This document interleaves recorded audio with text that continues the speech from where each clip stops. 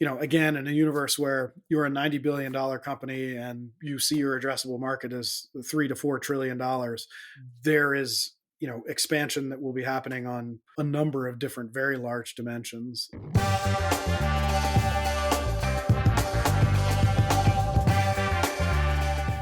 Brian Taptich is the head of strategic initiatives at AWS, a seasoned operator, part of the leadership team at AWS. Brian has worked for some of the most disruptive and impactful companies in the US and has had just a fantastic career, which was a joy to unpack. We talked about the rise of generative AI and what that means for AWS. We talked about cybersecurity and cybersecurity threats in 2024, what AWS took from their experience of the pandemic, and not forgetting, we have to talk about it, the legendary work culture at Amazon.com and how that seeps into the culture and leads the culture at AWS. There was so much to talk about on that point that we stemmed in all sorts of directions. It was so interesting and so much more. What an unbelievable episode to start 2024. It is Brian Taptich.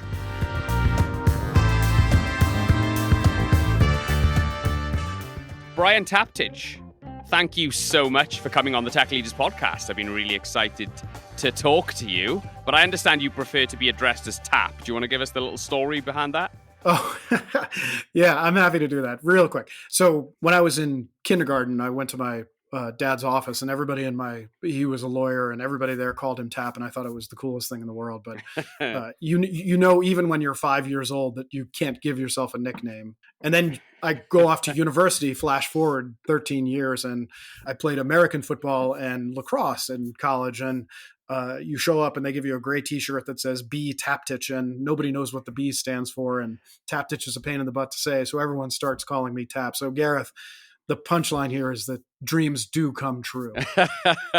Brilliant. I love that story. What a great way to start. But what we normally start with is this question, Tap. We're obviously a technology and leadership podcast. What does good leadership mean to you, Tap? Yeah, this is an intimidating question coming onto your podcast, Gareth, because, you listen to all the really incredible answers that your previous guests have given. So there's just this accumulated pressure that you feel coming in.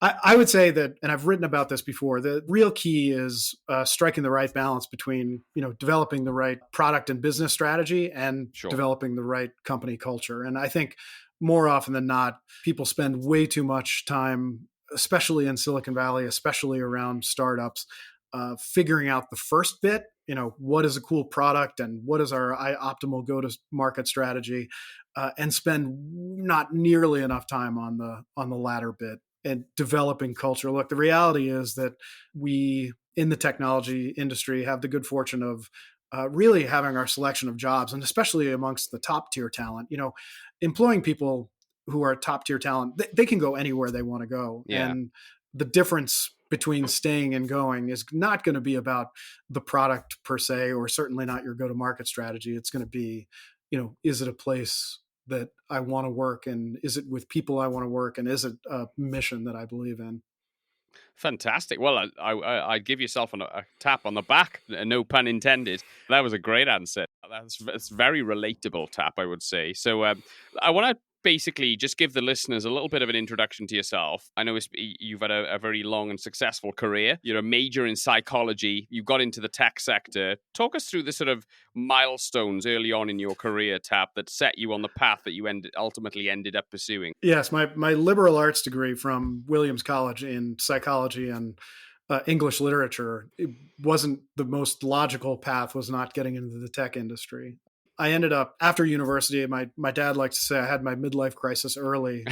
And so I jumped on a motorcycle and I spent a year traveling around the United States because I'd never really explored kind of everything there is to explore. And then I got done with that and I realized I'd never lived overseas in my first 18 years. So I decided to take a job teaching English in Japan, and I got placed in a tiny little town in the middle of nowhere and was teaching high school Japanese students how to speak English. And in the wake of that, it was time to get the career started. So I came back and I moved to San Francisco, and just by virtue of good timing, it was I moved there right as Netscape had released Navigator. And sort of the World Wide Web was sort of born, I was Sure. thinking a lot about teaching and writing and not at all about technology. And I stumbled into this job at this emerging magazine at the time called Red Herring, which was one of the tech business Bible, which grew into being one of the tech business Bibles in Silicon Valley, which really set me off on my path. And so I ended up spending 4 years there as kind of Silicon Valley was becoming what Silicon Valley became. Ended up starting a company after that called Alarm Clock Communications, which was also a print and web media company, which then ran headlong into sort of the dotcom crash in the early 2000s. Yeah. At which point, decided to go back to business school to kind of round out my business and leadership capabilities, and then had a series of jobs from there that culminated in my role today at AWS. So the first was I was running some product and business development at Electronic Arts in the games industry. From there, I got recruited away to help run at the time, a small startup called BitTorrent. And if you're of a certain age, you know BitTorrent. I know BitTorrent. Yes, you do. And I won't ask why. That was a very important company, I think, around that time. And in fact, BitTorrent was it was a really interesting proposition at the time because Bram Cohen, who had invented the protocol, and it was open source, but it was really an open source effort of one, had developed this really elegant technical architecture that he set out into the wild. And it turns out that people used it for things that he wasn't anticipating people to use it for.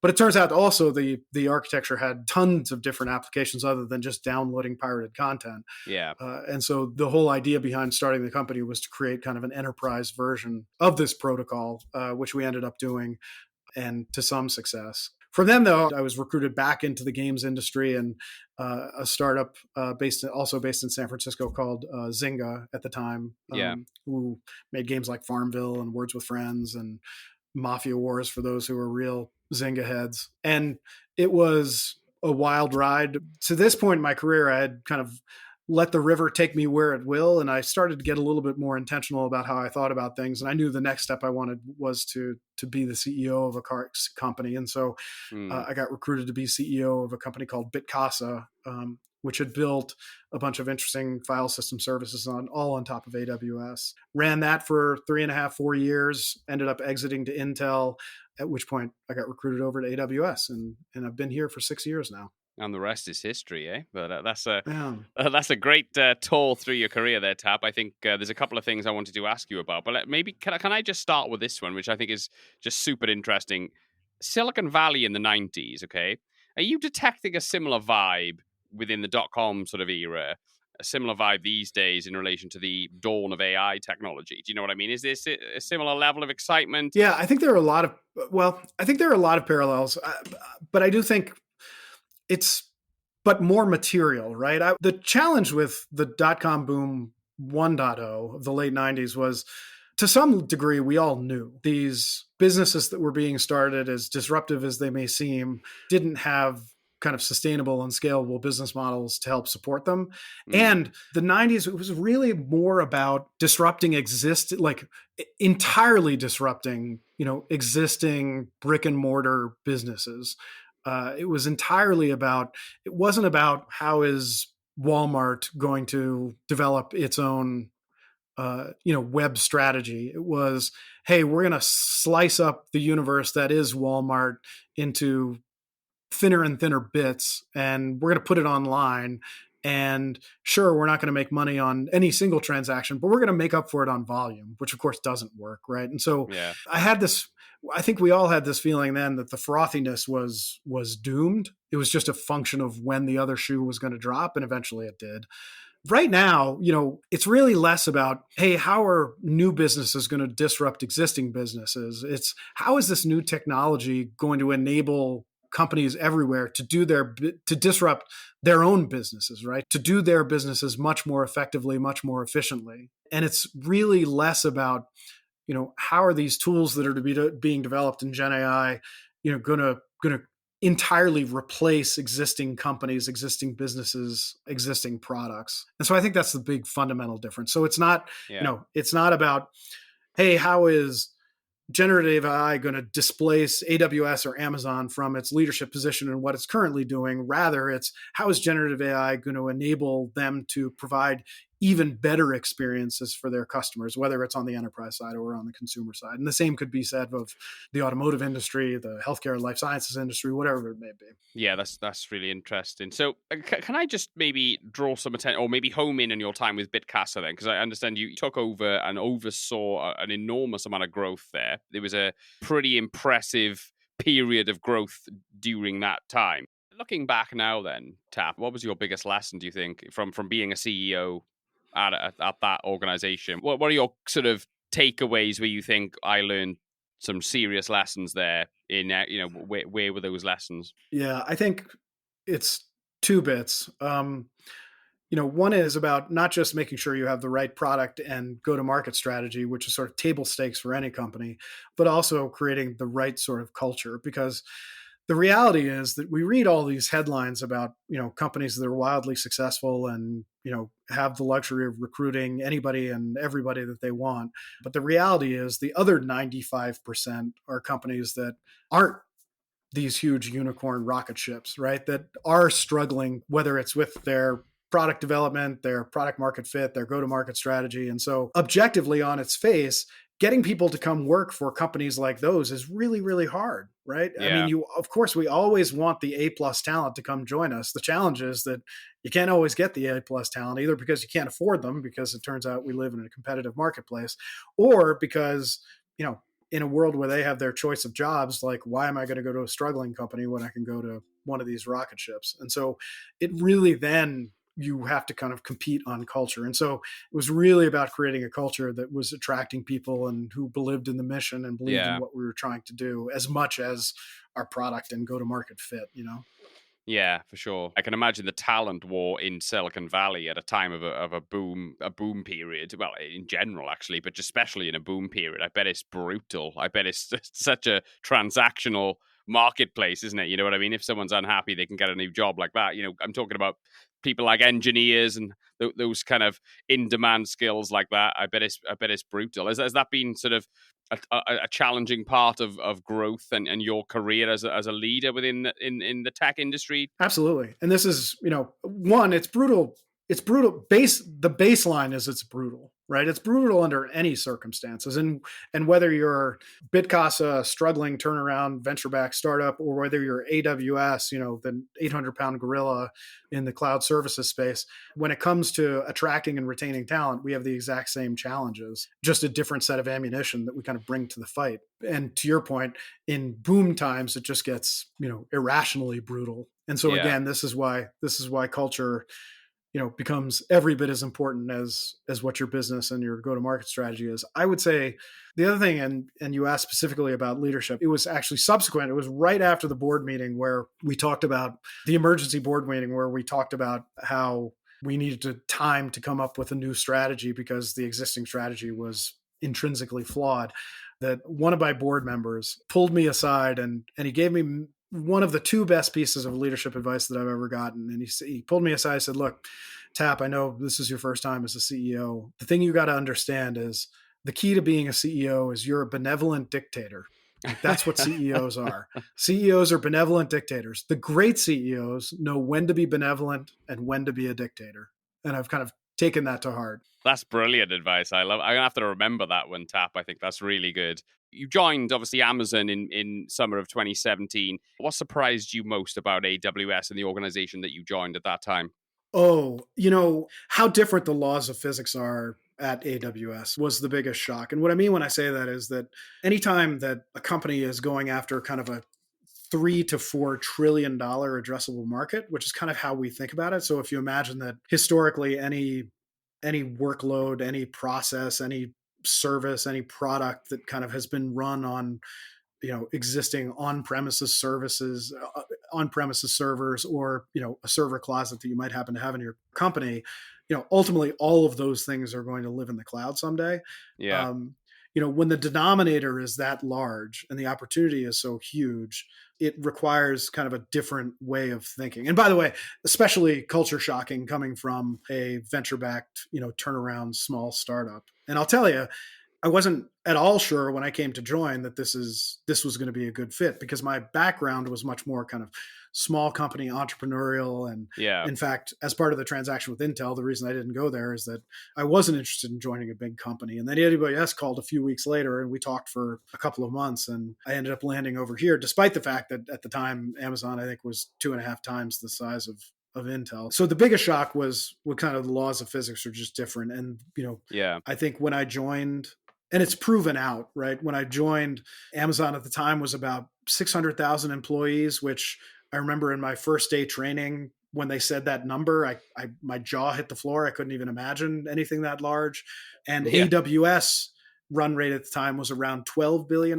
Well, flash forward just 6 years later, and AWS is now a $90 billion run rate company Yeah. in just 6 years, from 12 to 90. And, Amazon is 1.4, I think roughly 1.4 million person company. So, just adjusting to that rate of growth, that overall size, and the scope and scale of the opportunity, Yeah, for sure. is kind of the biggest shock. I can imagine. It's crazy numbers, that is. I mean, I didn't realize that they were quite that big in terms of headcount. But so AWS, how closely integrated is AWS into Amazon, into the mothership? Is it regarded as like sort of a department? I know it's a big company in its own right, but how close it is to this sort of centralized culture of Amazon is AWS?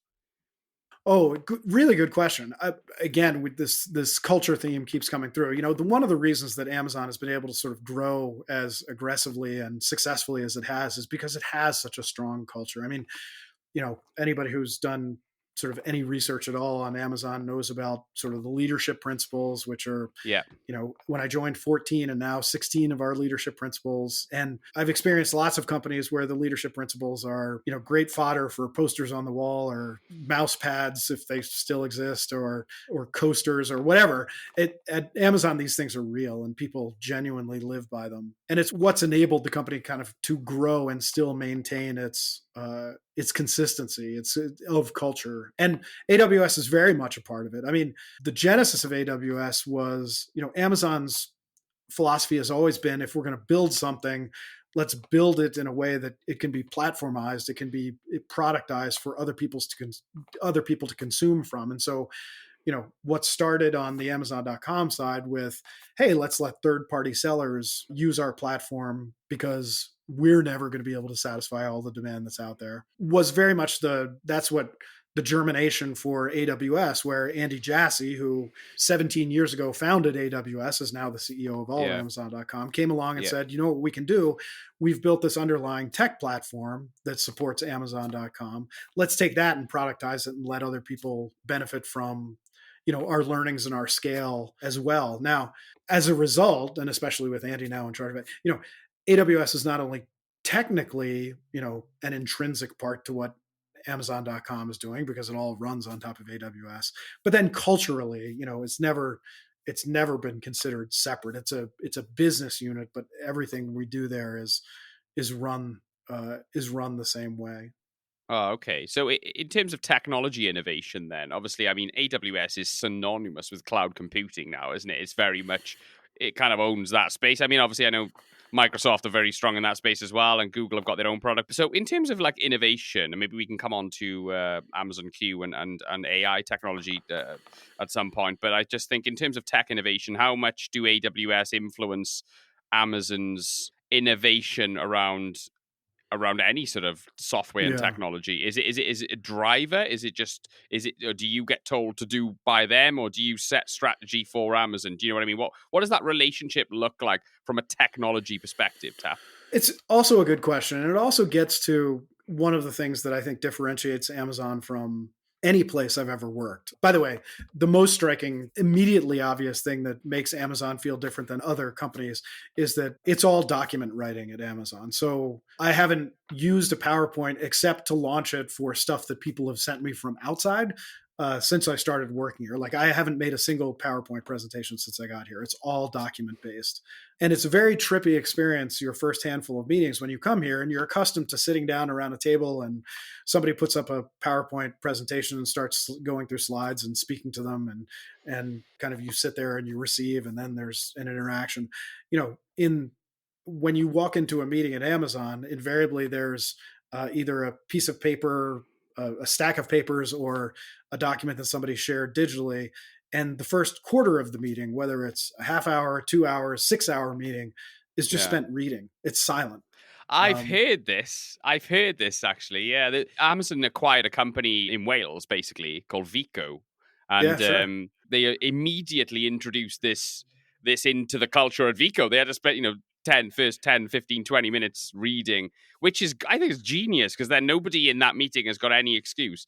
Even if they haven't read the stuff they should have read, they can read it now. So therefore, everyone's on the same page. I think that's fantastic that they've rolled that out. Yeah, and two additional really important points with this, and this is why I don't think I'll ever go back to PowerPoint culture. That hopefully I retire from AWS, but if that doesn't happen and I join other companies, I'm not sure I could ever go back to PowerPoint, because the thing that it enables, it very much kind of levels the playing field in that, when you're walking through a PowerPoint presentation, the person who's created the presentation already knows what's coming next, but nobody else does, and so it's sort of this non-linear process. Whereas in the doc writing culture, everybody consumes what's on the page and has the full story to then be able to ask questions about, instead of just bits and pieces along the way.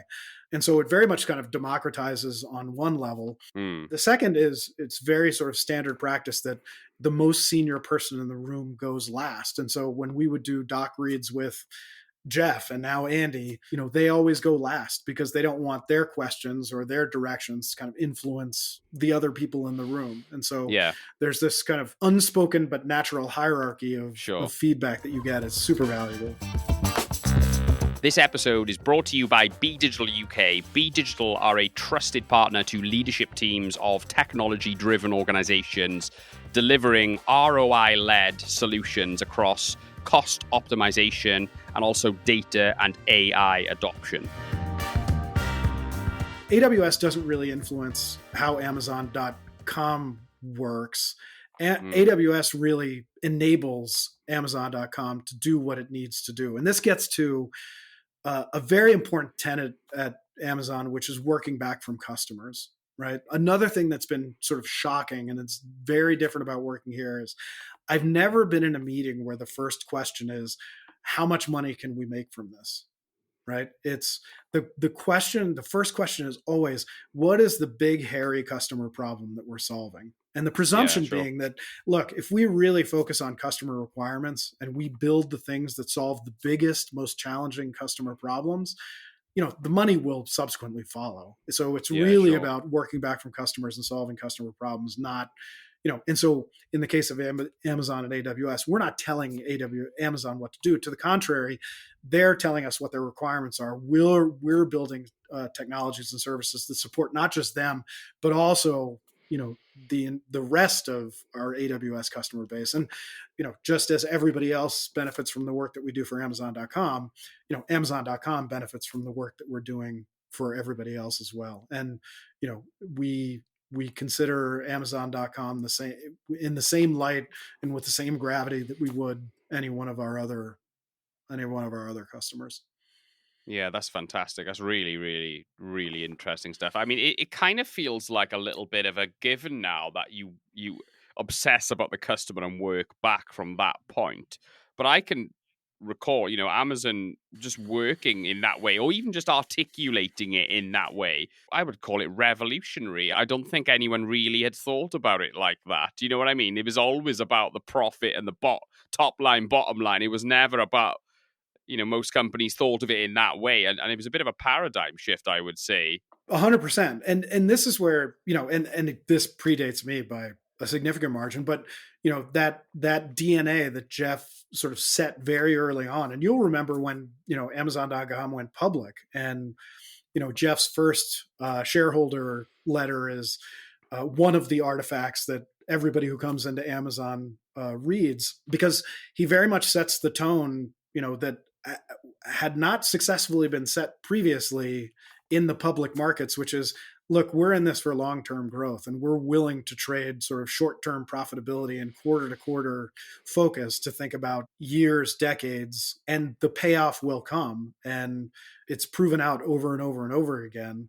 And so it was revolutionary. But again, I don't want to sound too judgmental. I don't think there are lots of right ways to do things. Yeah, sure. This is the way that really has worked for Amazon and has kept the culture so strong since sort of Yeah. he set that DNA, decades ago. Let's talk about the pandemic very quickly then, Tap. How did the pandemic change AWS in terms of like what changes did you make from that period which have stayed in place from a cultural standpoint more than anything else, or maybe from a structural standpoint in terms of the way you guys lead teams and things? Anything sort of stand out as maybe positive things that you've kept as a result of the pandemic period? I'd say a few things.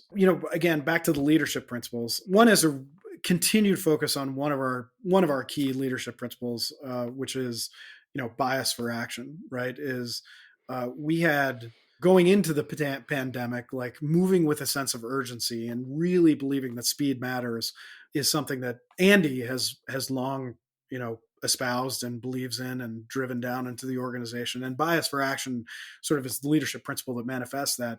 Now, one of the things that we found is, through a global pandemic, you had lots and lots of businesses that were, just being thrown upside down and didn't know what to do. And beyond the usual set of business as usual requirements that we're getting from customers, just an extraordinary amount of, new requirements that people were coming. And so really making sure that the organization was moving quickly through the pandemic was wildly important. All, of course, while having to do it working remotely. And I think we, like everybody else, realized that, where through the course of those 2.5 to 3 years, where being together, where we missed it, where we saw the value in being in an office and collaborating and being close together, like where that really mattered. And maybe, also a handful of areas where, it wasn't as important. Right. And so I think about the amount of business travel has gone down pretty considerably because you realize that maybe pre-pandemic, you felt like you were obligated to make that cross-country trip for that meeting with that one guy to then turn around and come right back. Well, not doing much of that anymore. I think like most people realizing that, now with the acceptance of video calling, we can just do that more efficiently and more effectively, more frugally. And by the way, frugality is another one of our leadership principles. And so just understanding where in the business, where in the culture, it is important for people to be coming back together and where maybe the marginal return isn't quite worth it and putting a fine point on those.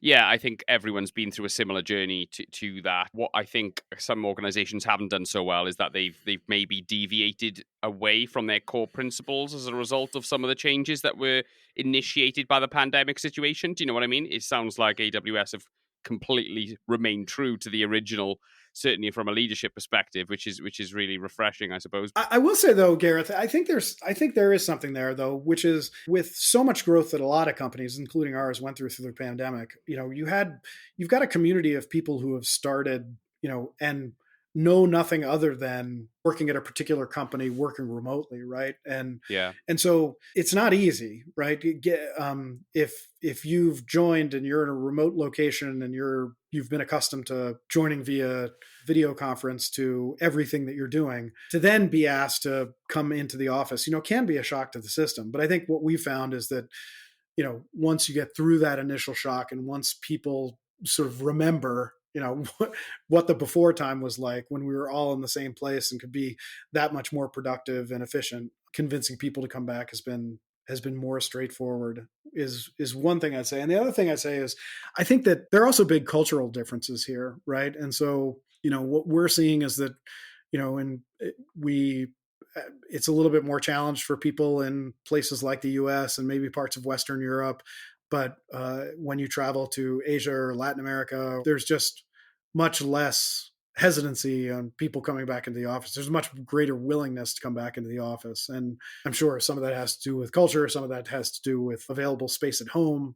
But there is some variability there. Yeah, there is. I think a lot of it depends on the individual. And I think a lot of it depends on where they are at in their career as well. I personally think if you are in it earlier on in your career, then you probably are going to benefit from being around experienced people all the time. You know what I mean? I'm not talking about on Teams calls or Google or Meet, video calls. I'm talking about just the sort of serendipity of being in an office, having a conversation by the water cooler about somebody who's got a specific problem. You just can't replicate that, can you? When you're working from home, it's very difficult to replicate You that. really can't. And Ian Wilson, who runs HR for all of AWS, he's got a couple different variants on the same expression, which is Amazon.com culture, you know, can be learned, but is mostly earned. Or I you could love say that. it can be taught, but it's mostly caught, right? And I don't think Amazon.com has a very strong culture, but I think that's true of any company, right? Which is Yeah, sure. there's a degree to which you can kind of push it out to the edge, but at the end of the day, you're absolutely right. The way you're going to get acculturated, the way you're going to get assimilated is by that serendipity, by that human contact. Yeah, for sure. Completely agree. Let's talk about the product very quickly then. How do you see AWS evolving over the next 5 years in terms of the product offering? That is a big question. I think, again, in a universe where you're a $90 billion company and you see your addressable market as $3 to $4 trillion, there is, expansion that will be happening on a number of different, very large dimensions. What we will continue to do, is offer the broadest and deepest array of services that customers can access in the cloud. That's across the entirety of the stack. So whether it's at the bottom of the stack, or if you're thinking about, our compute and storage services, everything from, new storage types that make data more affordably and more accessible, whether you're talking about compute instances that are continue to push, like we do with our Graviton instances, which are, custom silicon that we build that really pushes the limits of kind of price performance of all of our services to, we talk about generative AI and AI, we have evolving our compute instances in that direction. So things like our inferentia chips, which are optimized price performance for doing inference with your AI models, or Oh, wow. Okay. Trainium, which is optimized for doing training for your models. So at that level of the stack, there's a number of different dimensions that are going to be where we're going to see innovation in the next 5 years or so. A layer up from there, you talk about sort of our database and analytics layer, and a lot of interesting stuff that's happening across in databases and our analytics products, where you have sort of zero ETL products, which sort of accelerate the ability for customers to run their workloads. A ton of opportunity there. And then sort of up at the application layer, and this is where, when we think about Gen AI, we think about all of these layers, but Yeah. just increased productivity application development, whether it's, our collection of kind of connect call center tools or our end user applications like workspaces. There are a lot of different directions. And obviously I suspect we'll segue to Gen AI as a really key driver, not just in the Sure. short term, but, over the next decades. Yeah, sure. Everyone's talking about Gen AI at the moment. So I did want to ask you about that, Tap. I think ultimately, what are you most excited about in terms of generative AI's impact on the AWS product in terms of what's in store? I know you had the annual conference recently. How are you going to integrate generative AI capability into AWS, and how is that going to improve the product? Yeah, I sort of referred before to kind of the three layers in the AWS stack, and it applies very much to the generative AI area. First off, we're very much believers that this is going to be transformational technology, and not pets.com transformational, which sort of evaporated, but long term, this is really going to transform the way consumers are, what the way companies are creating products and services for their consumers, all the way back to the way in which coders are going to be writing code to provide all of those services to both customers and enterprises. And I'll tell you again, we think about generative AI and sort of those three layers of the stack, and the first is at the infrastructure layer. Already you're seeing pretty significant requirements that are that are coming along as a result of people using generative AI and rolling it out in production, which is, what people don't realize is that it's not magic. At the end of the day, it requires an incredible amount of processing power and an incredible amount of Yeah. electrical power to run these models, to actually do the work. And I think, early on, a lot of people started fooling around with the technology and then got sticker shock when they realized how much it actually costs to do those things. And what the cloud is able broadly to do is to provide that scale of computing power that people will be using to run their generative AI, whether it's their foundational models, their large Yeah, language sure. models, or any other applications. And so the ability to offer that at the broadest size and scale is a real advantage that we have at AWS. Layered on top of that, the custom silicon innovation we're doing, whether it's with Graviton or with Trainium or with Inferentia, that not only drives the scale, but also drives the price performance. And so we're really excited about that layer. A layer Yeah. up from that is, sort of our bedrock layer, which is that's where AWS's philosophy has always been to democratize kind of the accessibility of these tools to whoever might want to use them, whether it's Sure.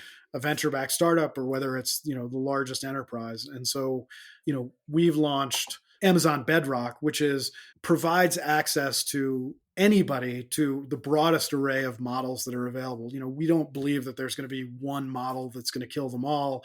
We believe that there are going to be a number of different foundational models on top of which people are going to build a ton of customized models that are optimized for their own particular types of applications. And so what Amazon Bedrock does is it gives people access to a range of different models. And we just had our big reInvent conference with a bunch of announcements, including, Anthropic, which is, one of the well-known Oh, yeah. That's Claude, yeah? foundational models there. Yep. So Claude 2.0 is now available on Bedrock, and Meta's Right. Llama 270B is now available. So, there are now, I think, around half a dozen models that people can use Bedrock and access in a super safe and secure way. Oh, that's interesting. So it's kind of like a managed service then, or it's like a managed combination of all the different models. So you can sort of make an informed decision about what model is right for you. Then is that pretty much what it is? Tap? Would you say? Yes, and it is that, and it's also the ability to do all those things in a really sort of safe and secure way. Because Yeah, sure. very early on, there was a lot of excitement. And I think one of the things that people realized pretty quickly, one I alluded to before, which is the sticker shock of actually doing work on some of these models. They can get very expensive very quickly.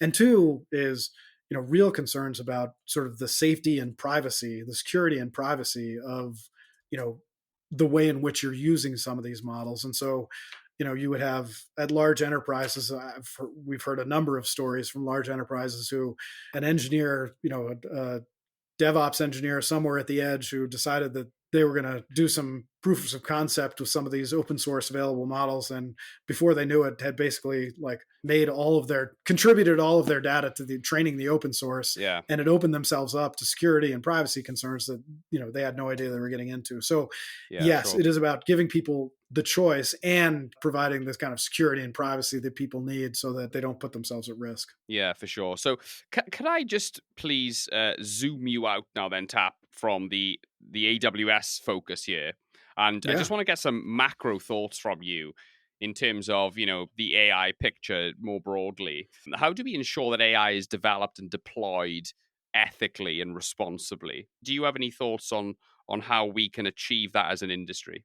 Yeah, sure. You look, I think we believe that generative AI is going to be transformational. We believe there is a great deal of risk, and some of the risk we talked about around security and privacy and people maintaining control of their data and deploying it only in the ways in which are productive for them and not Yeah, made more broadly available.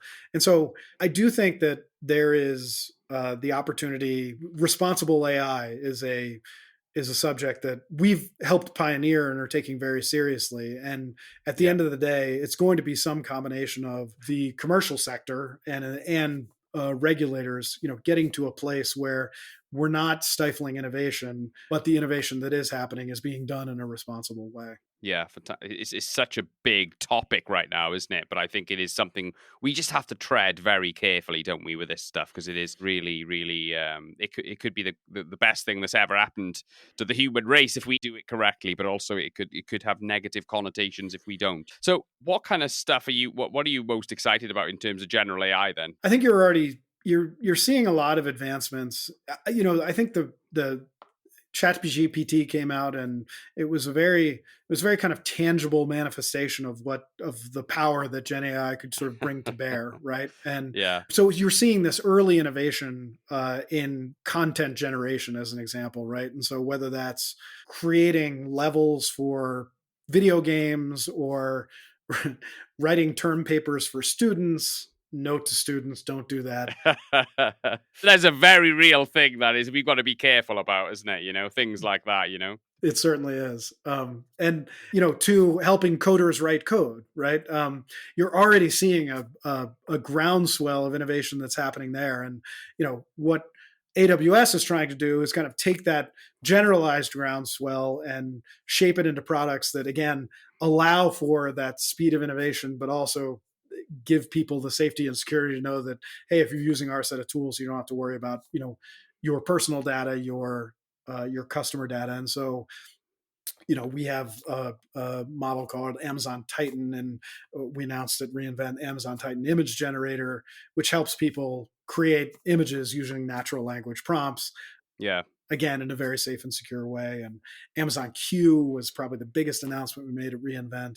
And yeah, that's a Gen AI powered assistant that people can direct at their own proprietary data and get answers back about. It could be about their customer experience. It could be about a particular ad campaign. It could be about any one of a number of things. And so right now we're seeing it around content generation. I think, the real potential is going to be coming, and hopefully in a very responsible way, where you start to see sort of the amplification of that, where models are just going to get smarter and smarter about particular use cases yeah. and just get much more refined. And so all of the good news is, as consumers, at the end of the day, all of our experience are just going to be much, much better. And we believe we can do it in a way that just makes it much, much safer for all of us. Yeah, for sure. No, that's really, really reassuring for sure. But so a couple of things then to end. I just wanted to ask you some questions about yourself, Tap. You're a very busy guy, lots of responsibility, lots of impact in the decisions that you make. How do you remain productive on a daily basis, and how do you achieve balance in your life? That's a good question. And by the way, especially difficult in the age of video conferencing now, Yeah, because it's always too easy to just sit there and continue working or take another meeting, or because particularly if you're working from home, the distance from your office, which is usually a spare bedroom, or your actual bedroom, to the living room, is a lot shorter than getting in a car and heading home. So it's become even more of a challenge. I'd say productivity. Look, all of us has 58 things that we need to do, and we have time to do 23 of them, right? And so step one is just being really rigorous in how you're prioritizing the things that are your attention is focused on. In one of my roles here at AWS, I was managing a worldwide team of over 4,000 people, and without that sort of rigorous prioritization, you can very quickly get overwhelmed with all the inputs.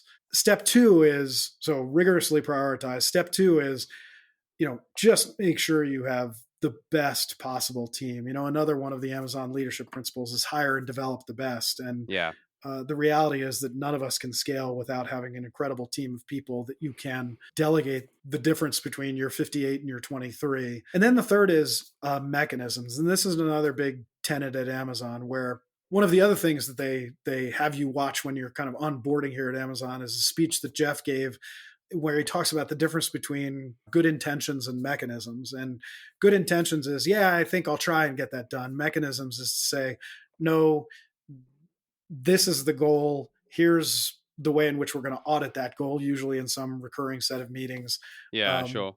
and then report back on the success of that goal. Yeah, So yeah. rigorously prioritize, have a great team, get your mechanisms in place, and then just run. Yeah, it's like accountability, isn't it? That's really good advice. If you could have a coffee with anyone in the world, who would you take the opportunity to spend some time with? I think Stephen Hawking would probably be at the top of my list. Oh, wow. Interesting choice. Yeah, I fantastic.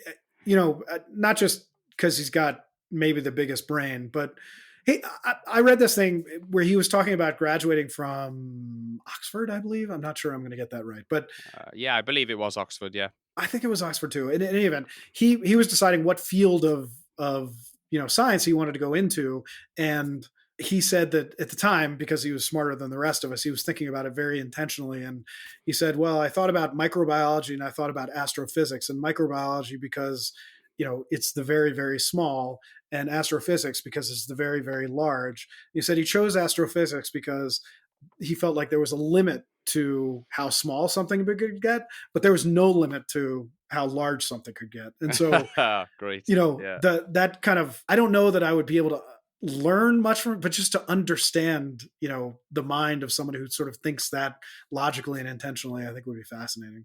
Yeah, that's a great answer. Are you into reading, Tap? You got any books you've been inspired by? So for me, it's a very personal thing. There's a book called Blue Highways: A Journey into America, and it was written by this Native American author called William Least Heat Moon in the early 80s.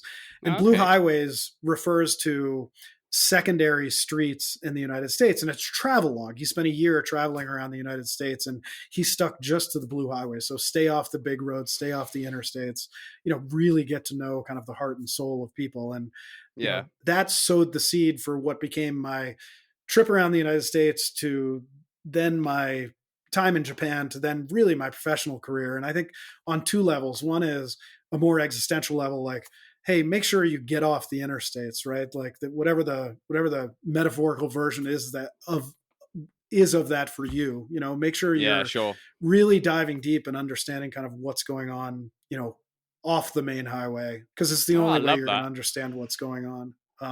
Is one. And two, it sort of sowed the seeds for what now, coming out of college, I was very kind of myopically focused in my universe, and just opened me up to, not just the rest of America, but the rest of the world. So anyway, it's highly personal, but I want everybody to read it. I think that makes total sense. And that is Blue Highways: A Journey into America by William Least Heat Moon, yeah? That's correct. That is it. We will put that on the show notes so people can find that. So let's end on this one then, Tap. Looking back now over your career, what advice would you give to your 21-year-old self? What would you say to that guy, knowing what you know now? I'll say two things equally true. One is I wouldn't do it over again differently. And two is I definitely didn't choose the path of least resistance. Sort of going from a motorcycle to teaching English in Japan to, writing for a tech business publication to then getting into the business of technology. I look back and I see with some professional envy. I don't have a lot of personal envy, but professional envy for the people who graduated and went to work for McKinsey and then went to work for Google and then went to, that sort of more traditional path. If the latter, I think, is not interesting enough, the former is a little too interesting. And so I would probably tell myself to be a little bit more intentional in how I think about things. I was sort of very Taoist in my approach, and letting the river kind of find its own way. And at some point, you have to actually guide the river. Yeah, no, that's fantastic. I mean, I think that's very relatable, and I think that will certainly resonate with many people. But where can people find you, by the way? And, if they want to reach out or keep an eye on what you guys are doing? Sure. Well, first off, everybody go to aws.amazon.com and look at all the, amazing products and services and features that we have. You can find me in all the standard social media channels. LinkedIn is probably the most appropriate, and I'm easy to find because my name is unusual. Yeah, it is indeed. Yeah, Brian Taptich. Yeah. Where does that name come from? I've not come across that surname before. It is Slovak, and despite the fact that I almost came to blows with a Croatian doorman at a hotel I stayed at once who insisted that it was Croatian. I said, no. My grandmother actually came over from Slovakia. So I actually know, but he was very insistent that it was Croatian. Anyway, it is Slovak. And I think right now the number of Taptiches in the United States is like less than 30. So it's kind of a point of pride. Yeah. But look, Tap, thank you so much for coming on. It's been a joy. I really enjoyed talking to you. Thank you for coming on the Tech Leaders Podcast.